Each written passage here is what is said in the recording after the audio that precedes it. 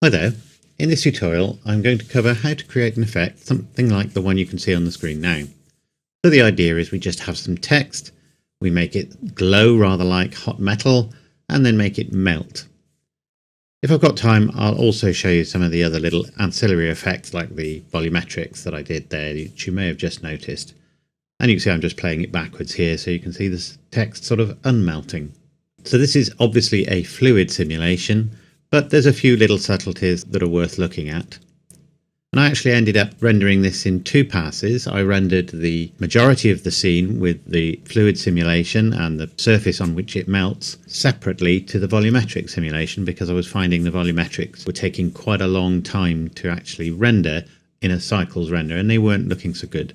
So I actually did the volumetrics in Eevee and then composited the two together. If you enjoy these tutorials, don't forget to click like and subscribe. Feel free to comment or ask questions or even dislike the video. And if you don't like the video, I'd be very interested to see what the issues you spotted were so that I can improve going forward. If you're a Patreon supporter, I do upload these files for any use available to my Patreon supporters, and I upload tutorials quite regularly. So let's start the tutorial. So to begin with, we'll just add a surface on which we're going to melt, and I'm just going to add a cube.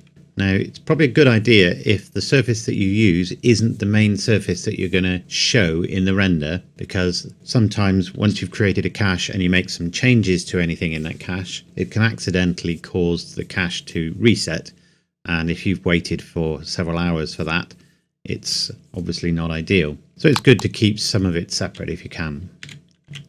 I'm just going to scale that on the Z and then everything else. So this is my basic surface. Now I actually added a slight tilt to my surface. So if we look from the side, just a slight tilt so that fluid would tend to fall in one particular direction, and apply scale. And we'll call that floor. And I'm actually going to turn it off in the render. It's still visible here. And now I'm going to add a text object. I'm just going to rotate that on the X90 just so that we can see it. And we'll look from the front and just lift that up a bit. Now it's up to you. You can embed it slightly in the surface, but you may get some odd effects. So I just lifted mine just above the surface, and bear in mind the surface slopes upward. I also suggest using a relatively simple font. The default font is fine for these purposes. If you have a very complex font, you're going to need to render a fairly high resolution fluid simulation, which is then going to take much longer to simulate. So I've just created some basic text. We'll leave it as it is, and we'll just put my name in there. The next bit you can do in various different ways, but in order to keep the geometry as simple as possible, I suggest at this point converting it to a mesh.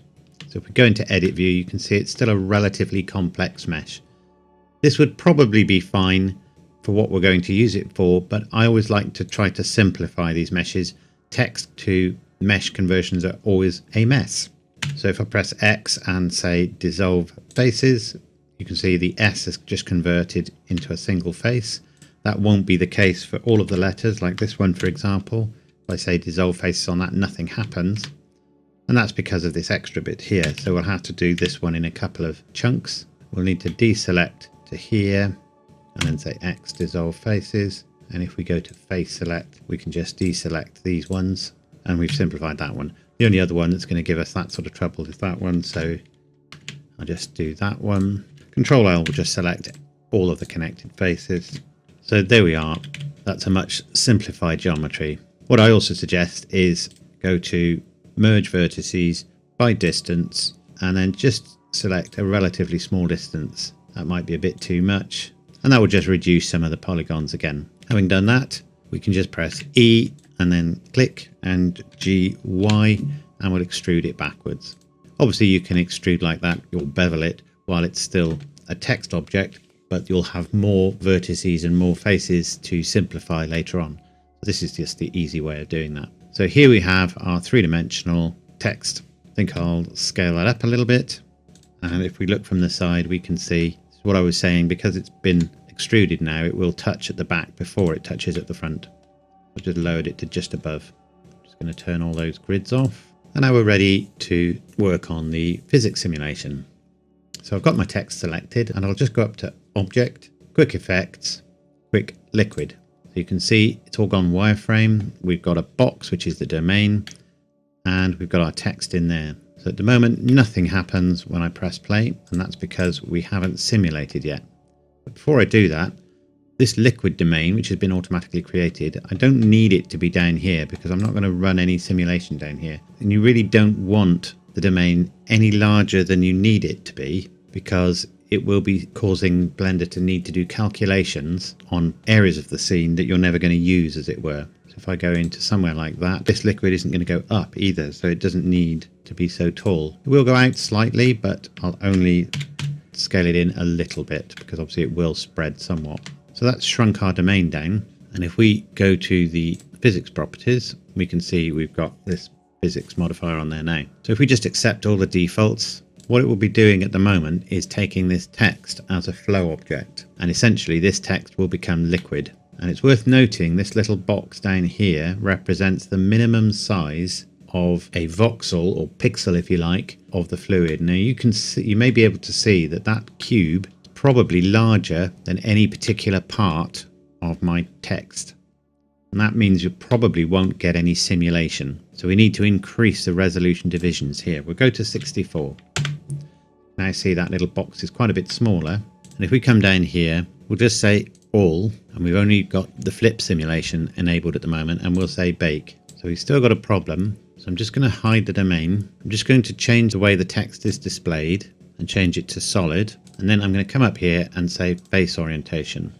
And you can see that that's all red, and that means that we're looking at inside faces. So the outside faces are on the inside where they shouldn't be. So we need to select all of the faces and then go up to mesh, normals, flip. And now you can see they're blue. If some of them aren't, you'll need to do that for the specific faces that aren't. So we'll put that back to wire. It just helps you to see what's going on. We'll turn our domain back on and go to wire again. We'll select our domain and free the bakes. And now you can see we've got some particles appeared in here. So if I press play now, you can see they just fall down to the bottom of the domain and then just rattle around down there. If I say free all and go back to replay, what it will do if I make any changes is simulate as we play. Now to begin with, that's fine.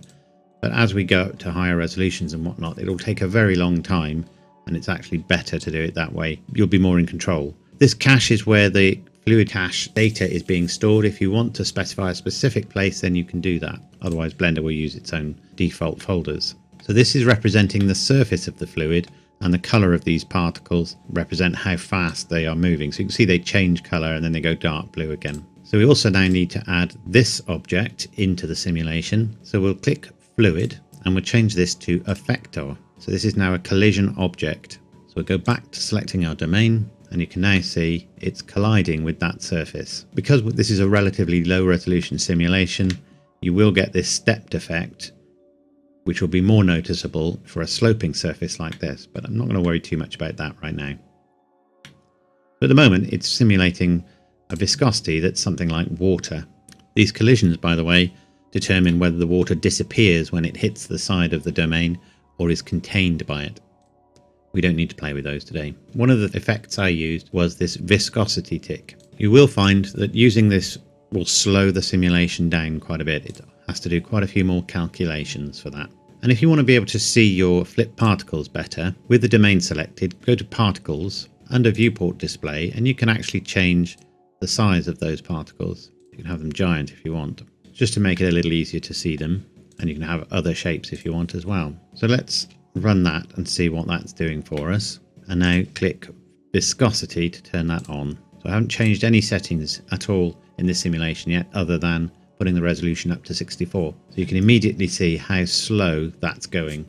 You can also see it's a much more viscous fluid. It's not just spreading out very, very quickly. And I'll let that go for a little bit, and then we'll replay it and see what that's looking like. So we're only managing just over, or just under 2 frames a second. So if we go back, and there it is. Now, rather than sticking with a single viscosity, what I wanted was to somewhat simulate the idea that the text was metallic and was initially solid, but then as it got hotter, it began to soften and melt.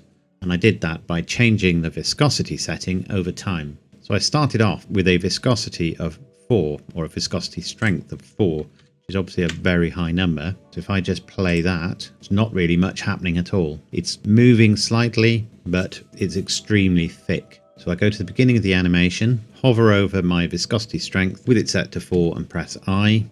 That will store a keyframe there. And then we'll perhaps go to frame 25, which is going to be 1 second in at 25 frames a second, which is what I usually render at. And press I again. So we've now got a viscosity that's constantly very high for that long. And then what I could do is perhaps take it to frame 100. And I think I ended up with a viscosity of something like 0.025, and I'll keyframe that. So between here and here, so that's another 3 seconds, the viscosity drops. So I'm going to switch now to all, and I'm going to bake that. And that's going to take a few minutes. So I'll stop the recording and come back when it's done. So we'll just click that off now.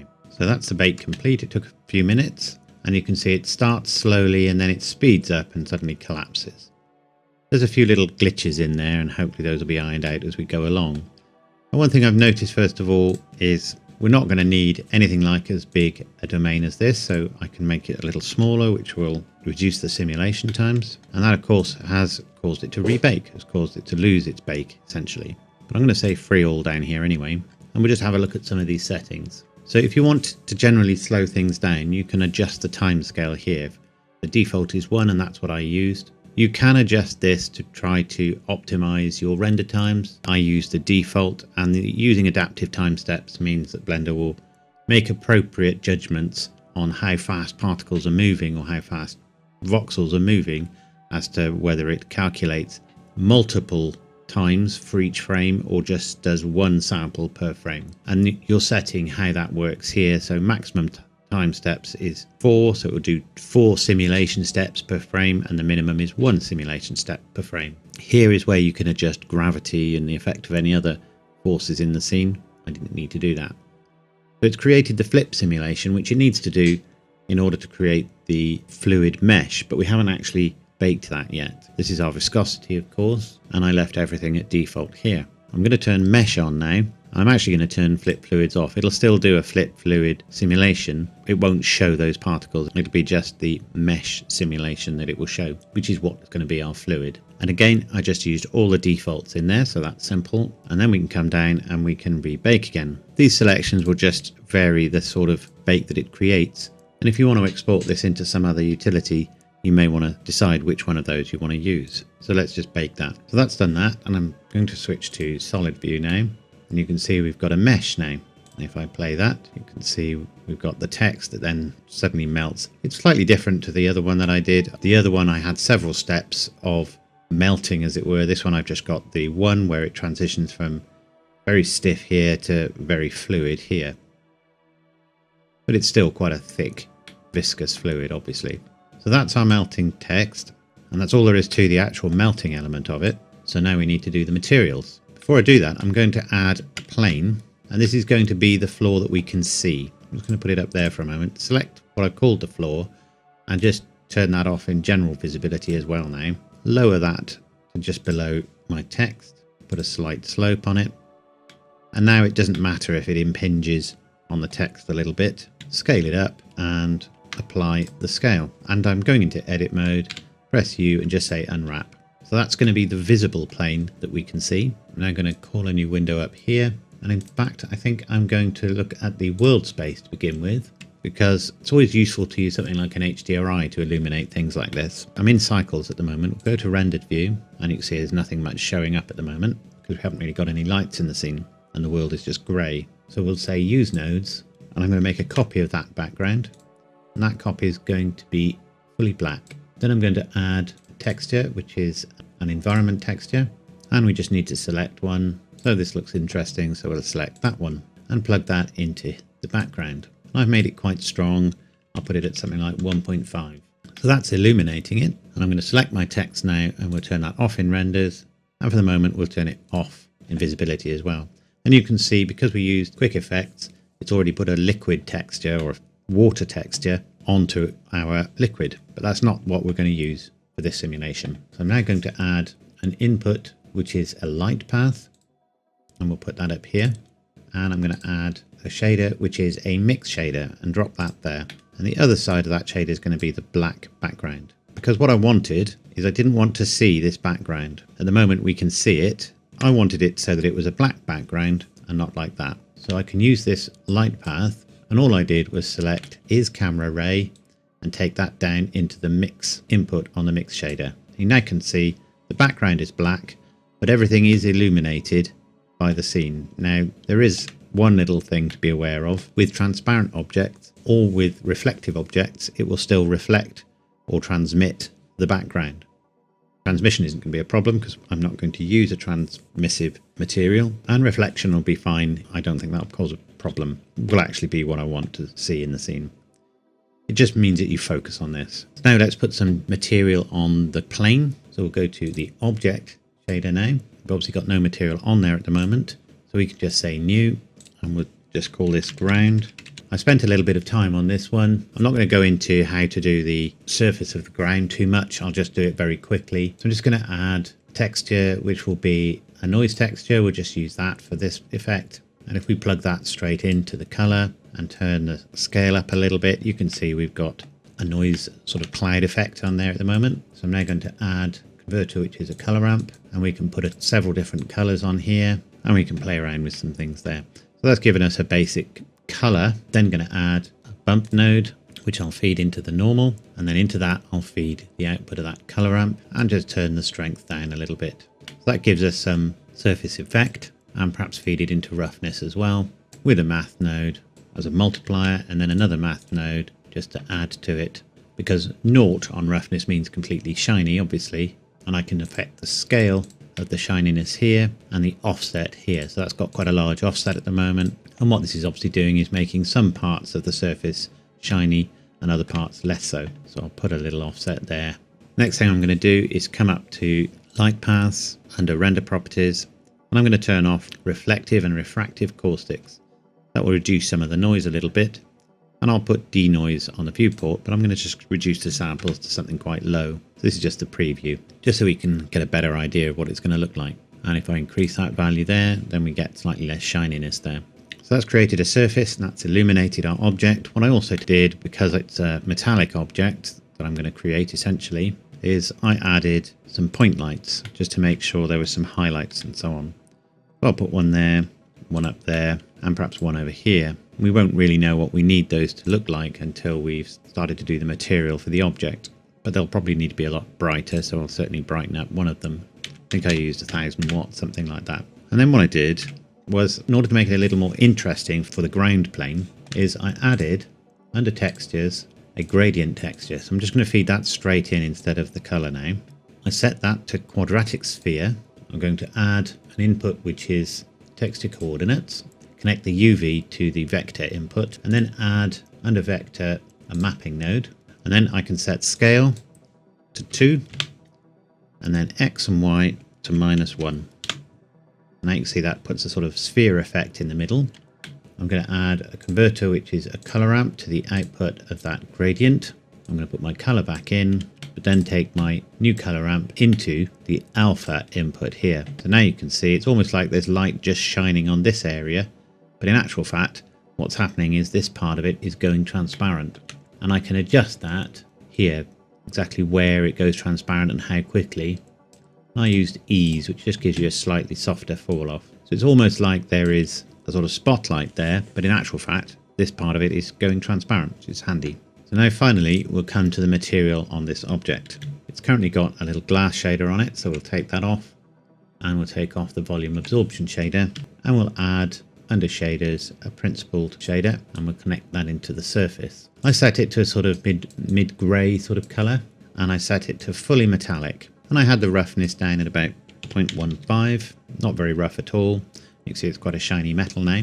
And I also, just to add some surface effect, I added a noise texture, and there's various ways you can do this. Scale of about 500, we'll see what that looks like for this one. Roughness detail up, connect the factor into displacement, but that'll be too big at the moment, so we'll also add, under converters, a math node, set that to multiply, and I set that to a small value, 0.005. That just gives this sort of slight crinkly surface to it. If I take that off, you can see it's very different. So unusually, I'm also going to add a volumetric shader. So under shaders, principled volume, we'll drop that in here. Didn't want it to go in there. And obviously volume goes into volume here. Now normally you can't see any effects from a volume shader if there's something going into the surface, because essentially the surface is opaque usually. If I take that surface off, you can see there's a sort of misty look to it. That's because that's the volumetric shader. So I'm just going to set this to something like how I had it, and we'll see how that goes. So I had that sort of, the color set to a sort of dark red color. The density I set at 15, makes it obviously much harder for light to pass through. And let's set the emission strength initially at 250. You can see that's suddenly emitting light. And then the emission color I set to a sort of orange color. What I actually did was I controlled the emission strength over time. So I set that back to 0 and press I over that, and then take it to perhaps a few frames after, and then press I again, so that effectively it's there, it's got a color, but it's not emitting anything. But then take it to a few frames past the point at which it starts to melt. Bearing in mind it starts to melt relatively slowly at first. We'll go up to 35. And then what we'll do is we'll go to where we know it's completely melted. I guess it's getting hotter all the time because it's getting more fluid. And we'll take the emission strength to 250 and keyframe that. So if we go back here, you can see it stops emitting light about here and so on. So that's that. But how do we get to see that when we've got our material on top of it? So I'm going to add another noise texture. I'll just grab that one there. And I'm going to add another color ramp, and I'm going to put the noise into the color ramp as normal and set this to cardinal, which means it's quite a sudden fall off. And now I'm going to add an input, which is the layer weight, and this basically detects the angle that light is bouncing off an object for all intents and purposes. And I'm going to add, under converters, a math node set to multiply. I'm going to take the facing output from the layer weight node and the color output from the color ramp. I'm going to set the blend value quite high, so we'll go for 0.98. And then that goes into the alpha setting here. So if I turn alpha down, you can see there is our volumetric shader. So this is going to reveal the volumetric shader under certain circumstances. So basically, the combination of the angle that the light is hitting the object and the input from this noise here. And I'm going to set that down to something like 200, a smaller scale or larger noise value. I'm also going to add under vector bump node, plug that into the normal as usual, and we'll take the factor of the noise into height, and we'll make it quite small, so we'll go for 0.1. So that's just another way of getting some noise into there. Now if I come along the timeline, you can see what happens is that light from underneath, from inside the object, starts to show through, but we've still got the surface showing as well. So where the light, the angle of the light is right, it will pick up that shiny surface, but you can still see, particularly in areas that are slightly shaded or at slightly different angles, you can still see some of the glow from the volumetrics showing through, especially if I come later on when there's a lot more light showing through. So I think that gives you this idea of hot melted metal, which will still reflect light if the light hits it at the right angle. And then obviously as we get later on, the metal gets very hot, but we've still got some shininess to it as well. That's really all there is to the basics of that material and of our fluid simulation. And all I did was I also added a little bit of smoke. And the way we can do that, if I make my text object visible again, I'm going to duplicate that text object. So you can see I've got another version of it there. I'm going to call that text smoke. And I need to come to the physics properties and just remove the fluid simulation because I don't want it interacting with the rest of the simulation at all. Fortunately, it didn't upset our cache, so that's fine. I'm going to hide the original text object again. I'm now going to go up to Object, Quick Effects, Quick Smoke. So that's now added a smoke domain. Works very similarly to the fluid domain render. If I go to the beginning, you can see it's instantly producing smoke, which isn't necessarily what I want, but it's producing a lot of it. But what I wanted it to do, first of all, is to have the smoke fade away quite quickly. I've got my smoke domain selected at the moment. We will need to turn the resolution of it up, undoubtedly. I'll put it up to 64. I used 128, and you can see that slows it down quite a bit already. It's worth turning on adaptive domain, which basically automatically adjusts the size of the domain to be as small as it can be to enclose the amount of volumetric smoke that there is in the scene rather than as big as it was to start with. It'd be good if they had that in fluid simulations as well. And then I turned on dissolve, which basically means the smoke will be emitted at whatever density, but it will then become less dense over time. And I set that to 10 seconds. The default is 5. Now you can simulate higher resolution smoke by turning this on, but it will also slow the simulation time a bit. So let's just see what we've got so far. So you can see there's the smoke emitting. Just let it go for a little bit. It's actually becoming less dense as it goes up. Now this is just a preview of the smoke. How visible it is in the render is another matter. So at the moment it's very visible, and that's because the density is quite high. This is the default material that was added.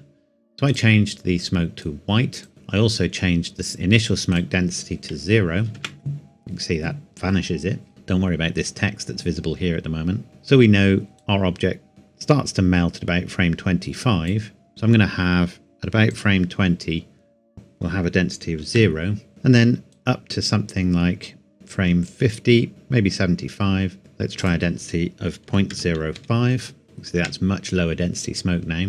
And then maybe by the time we get to frame 200, whatever was burning has all burned off again. So I'll set it to 0 again and press I there. So essentially what we're now doing is we have no visible smoke to begin with. Then everything starts to heat up and our simulation starts to emit smoke. You can just about make it out there. And that gets more dense as we come up to this point in the simulation. And then the smoke continues to rise and dissolve, and the overall density of our smoke starts to fall off, so it disappears again.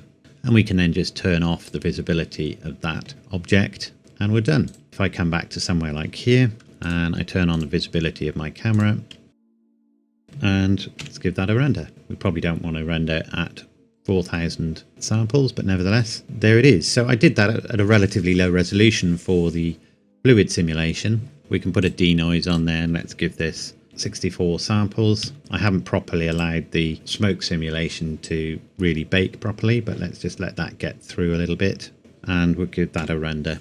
And I've turned denoise on as well now. Denoise doesn't always work that well with volumetric smoke and things like that. So if you're going to do an animation, you may want to do what I did, which was to render it without the smoke and then render the smoke separately without denoising and possibly even with EV, and then just composite the two together. If you do the smoke separately, obviously remember to do that with a transparent background. So there's the finished render. As I said, all of this has been done at a much lower resolution than I did previously, just because of the constraints of a tutorial. But I think that works quite well, and certainly when it's animated, it really gives an impression of something heating up and melting. So I hope you enjoyed that tutorial. If you did, let me know. I will upload the source file for the original animation to my Patreon supporters as usual. If you enjoy these tutorials, don't forget to click like and subscribe. If you're interested in this or got some suggestions for other tutorials, or you've got some questions or comments about this, do please put that in the comments section below. I do read all the comments and try to reply wherever possible. So hopefully I'll see you in the next tutorial. Thanks a lot.